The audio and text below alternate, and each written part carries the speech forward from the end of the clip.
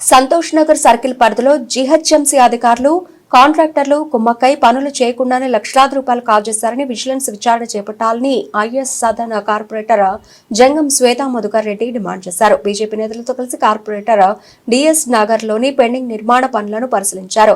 నిధుల దుర్వినియోగంపై GHMC commissioner Karnan కలిసి ఫిర్యాదు చేయడం జరిగిందని తెలిపారు.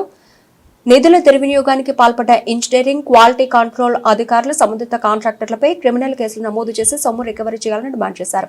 డిఎస్ నగర్ లో కమ్యూనిటీ హాల్ నిర్మాణం 18.60 లక్షల రూపాయలు, అంగన్వాడీ సెంటర్ పక్కన మరో కమ్యూనిటీ హాల్ నిర్మాణంలో మిగిలిన పనులకు 10.50 లక్షల రూపాయలు, ఎస్బీహెచ్ కాలనీ నుంచి సుబ్రహ్మణ్య నగర్ వరకు బాక్స్ డ్రైన్ నిర్మాణ పనులకు 22 లక్షల రూపాయలు కేటాయించి టెండర్ ఖరారు చేశారని పేర్కొన్నారు.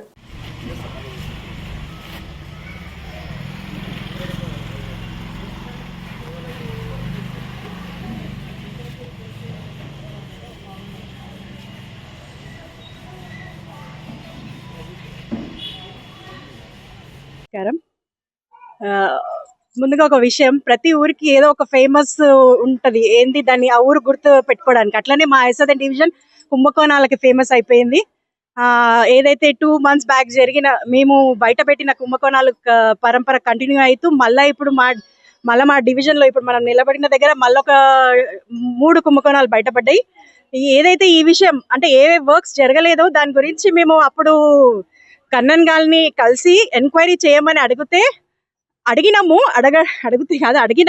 కానీ వాళ్ళు మాత్రం విజిలెన్స్ కి ఇస్తామన్నారు. కానీ నాకు తెలిసి విజిలెన్స్ వాళ్ళకి మన ఈ అడ్రస్ దొరకట్లేదేమో, ఇప్పటి వరకు రాలేదు. మేమే మళ్ళీ ఆర్టీఐ వేయడం జరిగింది. దాంట్లో మనకి తెలిసింది ఏంటంటే ఇక్కడ వర్క్స్ అయిపోయినాయి ఆల్రెడీ. మన క్వాలిటీ కంట్రోల్ వాళ్ళు జిహెచ్ఎంసీ అఫీషియల్స్ వాళ్ళు కుమ్మక్కై బిల్ రేజ్ చేసి వాళ్ళు ఫండ్ కూడా తీసుకోవడం జరిగింది. ఇప్పుడు వాళ్ళకి అసలు ఎట్లాంటి హక్కు లేదు ప్రజల ధనాన్ని దుర్వినియోగం చేయడానికి. మేము వాళ్ళ మీద విచారణ జరిపి త్వరలోనే అమౌంట్ రికవరీ చేసి మళ్ళీ అక్కడ ఇప్పుడు మాకు కమ్యూనిటీ హాల్ ఇక్కడ ఏవైతే వర్క్స్ కాలేదో అవి మళ్ళీ జరగాలి. వాళ్ళ దగ్గర నుంచి ఆ అమౌంట్ రికవరీ చేయాలి. ఇంకా మా దగ్గర జరగని వర్క్స్ ఉన్నాయి, దాని మీద కూడా ఎంక్వైరీ జరగాలని మేము మళ్ళీ మీ తరఫున మేము కోరుతున్నాము. అంతే, ధన్యవాదాలు. ఆల్రెడీ మా కార్పొరేటర్ గారు శ్వేతారెడ్డి గారు చెప్పినట్టు, మళ్ళీ మా state council member Amarnath Reddy గారు చెప్పినట్టు, నేను అనేది ఏంటంటే ఫస్ట్ ఆఫ్ ఆల్ యాక్షన్ ఎట్లా తీసుకుంటారు. ఇంత వ్యవహారం నడుస్తున్నా ఏమీ నాకైతే ప్రోగ్రెస్ అనిపిస్తలేదు. మీకు ఈ స్టోరీ అంతా నేను చెప్తున్నా.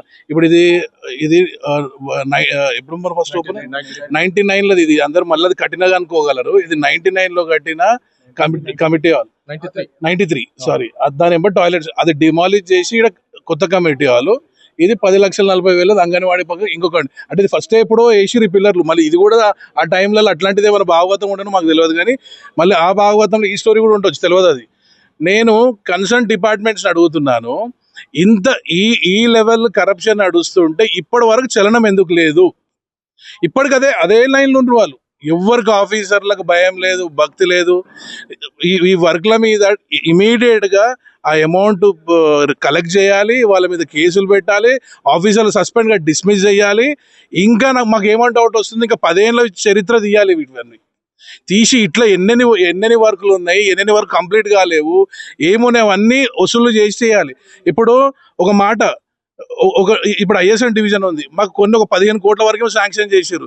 చేసిన దాంట్లో ఒక 3-4 కోట్లు ఇవే కుంభకోణాలలో పోయినాక మిగిలే 9 కోట్లు.